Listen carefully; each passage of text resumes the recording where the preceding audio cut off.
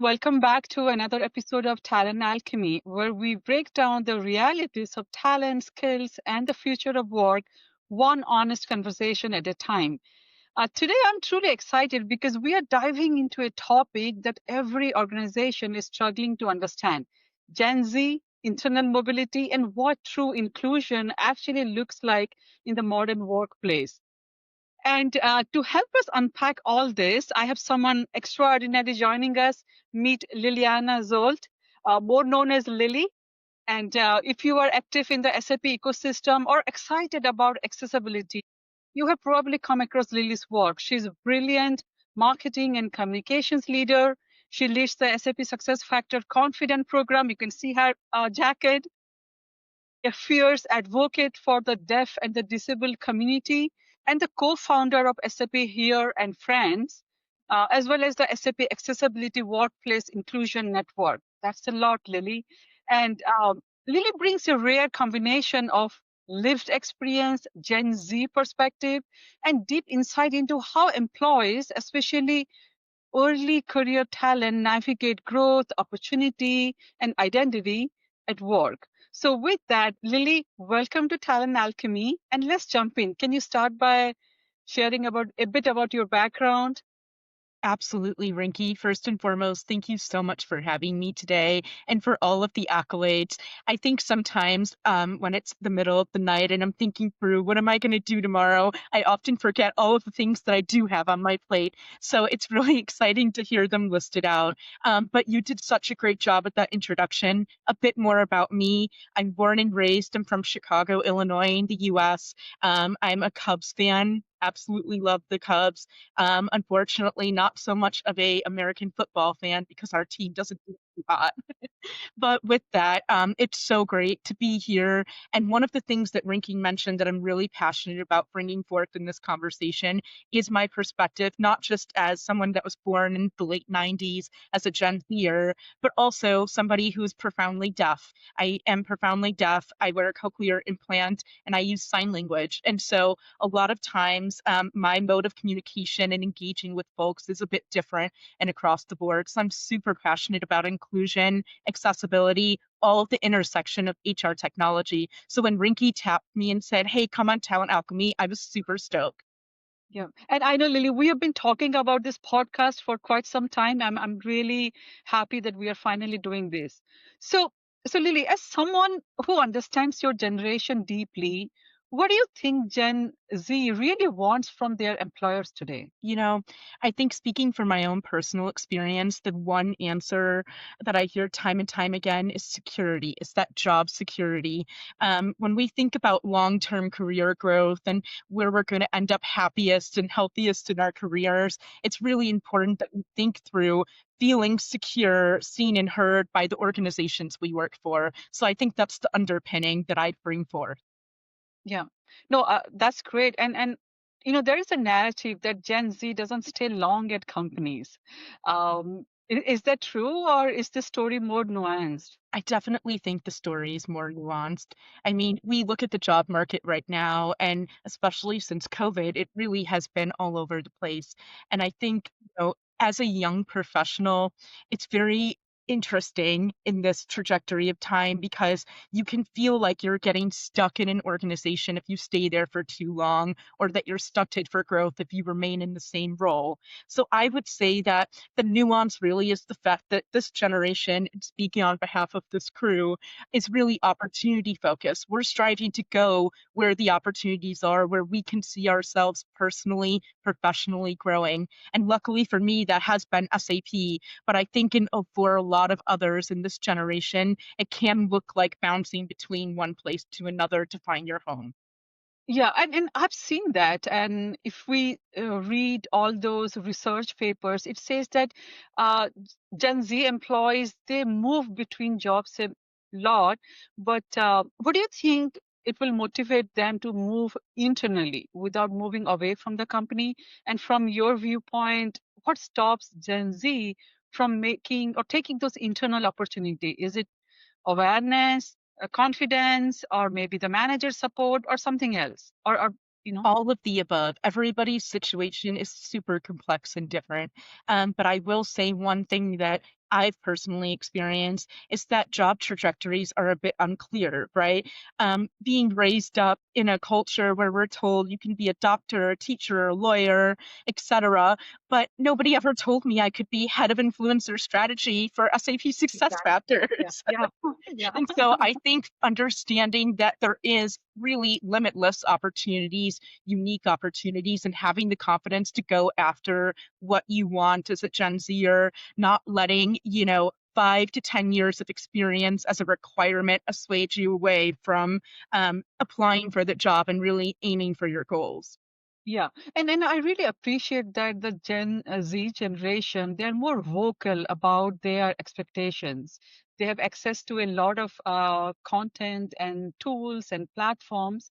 So, what expectation you think Gen Z have around transparency? You talked a bit about they don't have, the transparent opportunities into what exists within the companies. What do you think they are expecting around roles, skills, growth path? What are they looking for inside the company? Again, this topic is so nuanced and complex, but I think because we grew up in this digital age of being online, we've had to sort of distinguish the facts from the fluff at a very young age. I mean, I'm just thinking back to when I was in fourth grade, and it was like you're in the computer labs, Yeah. and the teacher at the time was showing us how easy it was to go on Wikipedia and change Abraham Lincoln's favorite food from whatever was listed to cookies. Oh my God. Okay. Silly, but I that's didn't know you stayed could with me change that forever. actually. Since then, 20 plus years later, they've definitely made things a bit more secure on Wikipedia with pure fact checking and whatnot. But back in the day, it was just so easy to put out misinformation. And I think that's something we still deal with. And I think for a lot of our generation, we're really, especially in this age of AI, prioritizing transparency and openness, especially when it comes to pay transparency and career advancement. We want to be able to understand what our opportunities are and how do we grow in a career so we don't get stagnant. Yeah, yeah. Yeah, and I think the difference I would say, and I'm just speaking from my generation, is that we get more comfortable, my generation. But um, and I'm going to ask this on behalf of all those companies who are trying to retain uh, Gen Z employees, the top skills, and giving them something internally. We both work for SAP Success Factors, the number one platforms for HR and the talent intelligence. So, what do you think platforms like SAP Success Factor can create experience that can actually resonate with Gen Z? Such a Um, great question, and something I think about a lot as we're experiencing the demos and the solutions in action. I really think that vendors as a whole for HR technology, and especially SAP SuccessFactors, love to tout feature and functionality, right? They love to say we have new agents and assistants that can do things that you never thought were possible.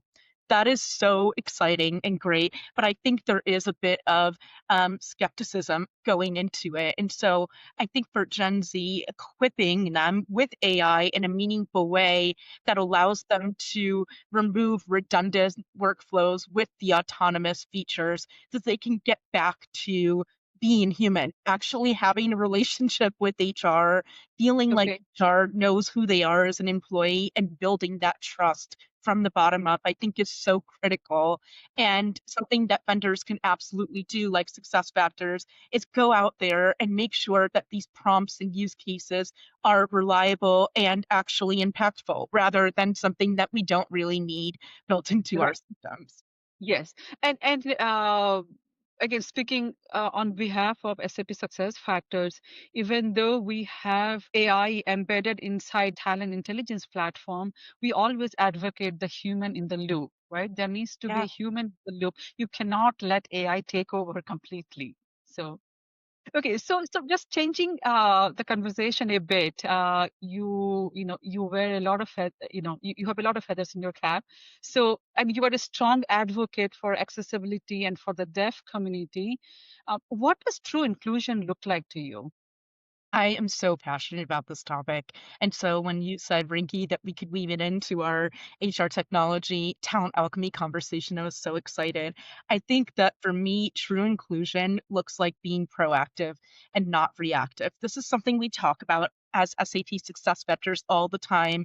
It's really about getting in from the ground up and being proactive, starting with accessibility way before it becomes an issue. So before any compliance related accessibility challenges or inclusion related HR tickets are raised, you have to factor it into in organizational design from the get go. And that looks like embedding those accessibility and inclusion checkpoints within the design of the process. Do Right. our onboarding videos have closed captioning? Are our materials screen reader compatible? What happens if somebody wants to request an interpreter for an interview? I think having these processes in place is really important so that you can sort of provide that good candidate and employee experience while also really fostering true inclusion for an organization.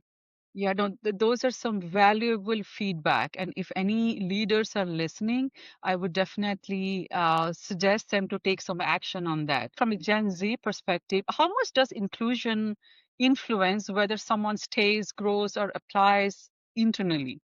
Such a good question. For me, and as employees of SAP SuccessFactors, Rinky, I feel that we are the same in this. Company culture really is everything, right? I mean, the relationships, the environment, the culture that we've established and we're part of at SAP is just unmatched.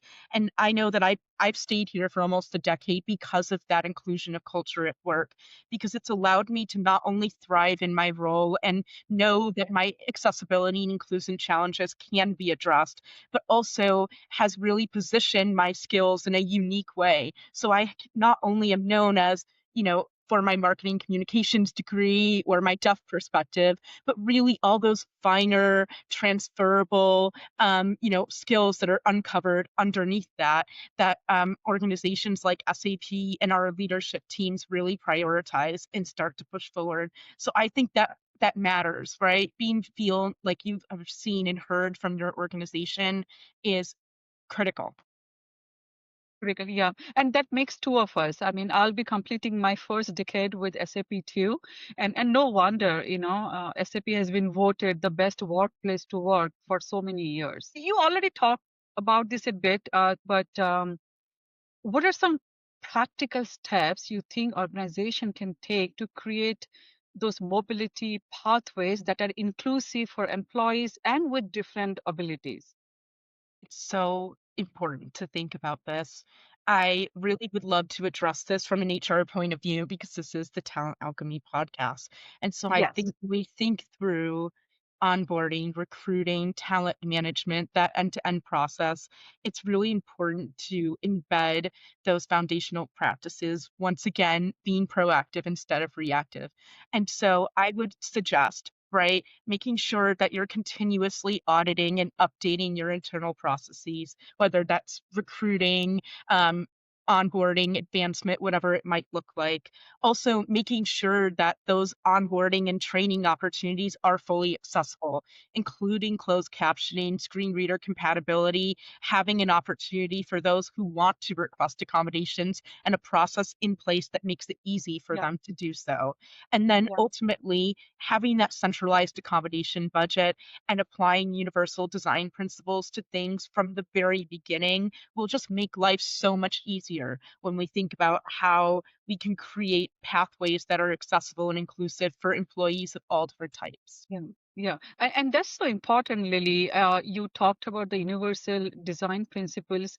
I want to make sure, most of these product companies, I mean, the product leaders, they are taking into this perspective when they're designing a user experience or a product for differently abled employees. Do you have any story from your journey that has shaped how you see advocacy in this workplace? Yes, Anything I you can share? do. Yeah. And I'm happy to share it. And I'd love, Rinky, to hear if you have a similar story as well. I think coming into SAP, especially as a young early career talent, I was really overwhelmed by like the sheer enormity of our workplace, right? Yeah, it's huge. Yeah. 30 plus Yeah. global organization. Wow. And so I knew when I joined that I wanted to find communities within our organization that I could build that culture and community with. And so I started doing some research on our own internal sites, and I found a couple of blog posts sporadically written by people who were deaf and hard of hearing at SAP and what their experience was like. And it was after doing some work digging and actually reaching out to these folks that I realized that there isn't a community for people with disabilities or for the deaf and hard of hearing community. And so this really inspired me to join forces with my counterpart in Germany, our co-lead Lee Barnard, to start SAP Here and Friends as an official employee network group. And then we even expanded into collaborating with the Blind Employee Network as well as the Mobility Impairment Network to foster this broader community of disabled colleagues that SAP called the Accessibility Workplace Inclusion Network. That has been so life changing because it's not only a great way to build the community, but it's also an opportunity to surface with critical HR leaders, our chief people officer, Gina Vargu, and some other board members on what is so important to bring forth from an accessibility inclusion perspective and how you can really build that trust in an organization. So I think that's my advocacy story is just finding the right people and then building those communities and staying close knit. I would say, Rinky, we had a very similar experience with the confidants group as well, right?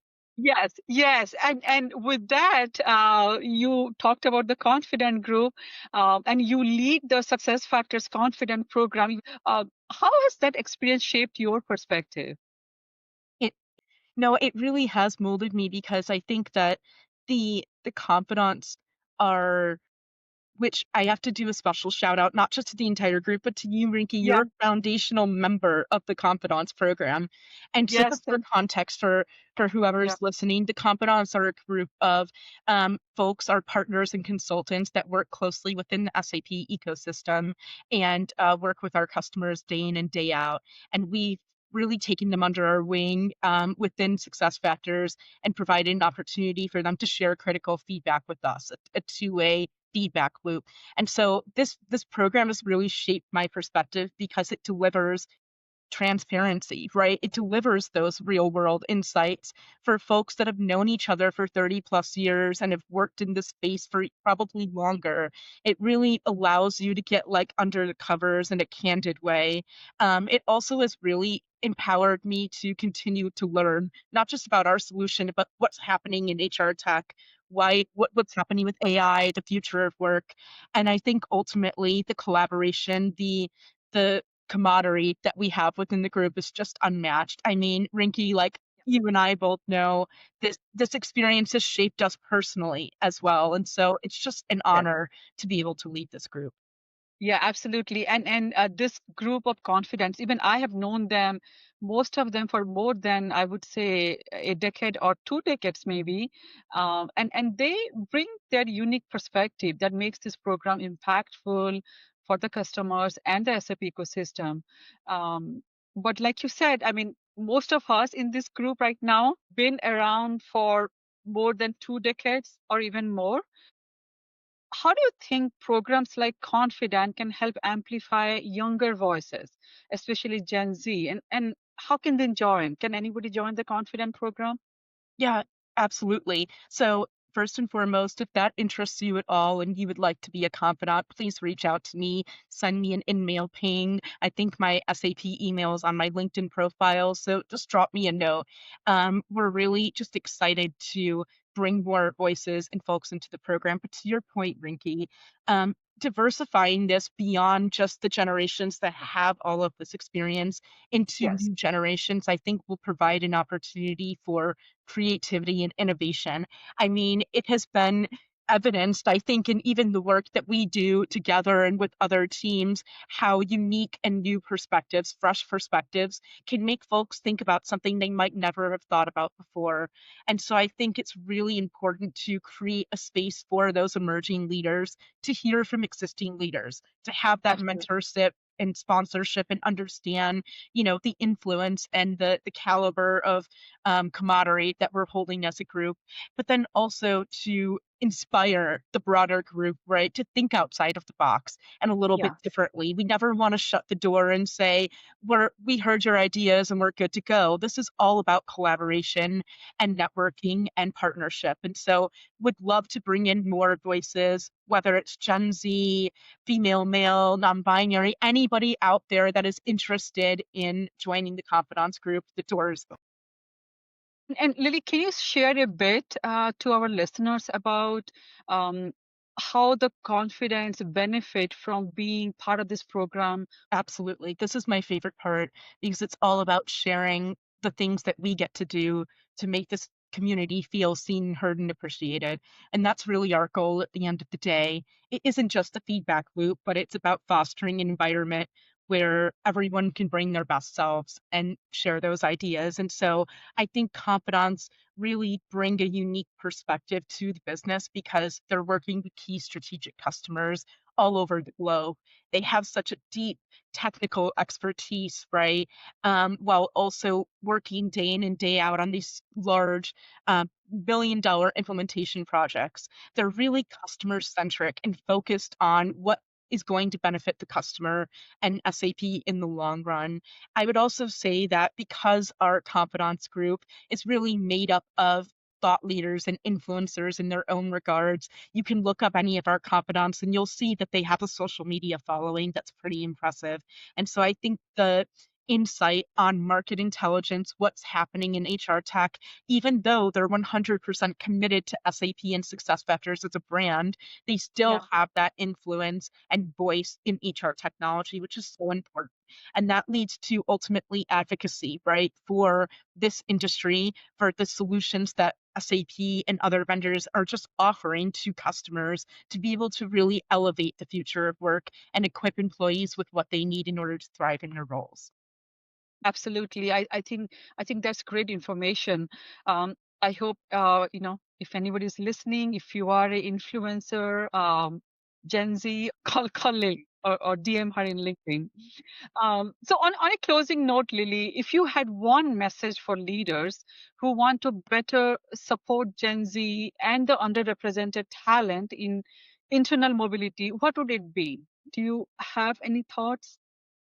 Absolutely.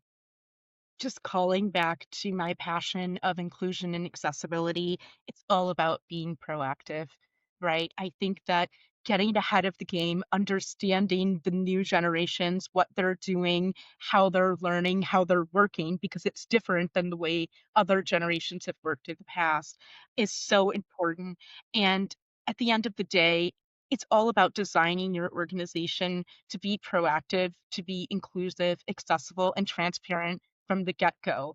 When you embed accessibility and inclusion into your culture as a foundational principle, you're unlocking enormous benefits in employee experience. I mean, read Deloitte papers, PwC papers on this topic, right, of empowering people with disabilities, especially in the workforce, and then Yeah. consider how exponential that is for Gen Z and beyond. I think that that's my key takeaway is just be proactive.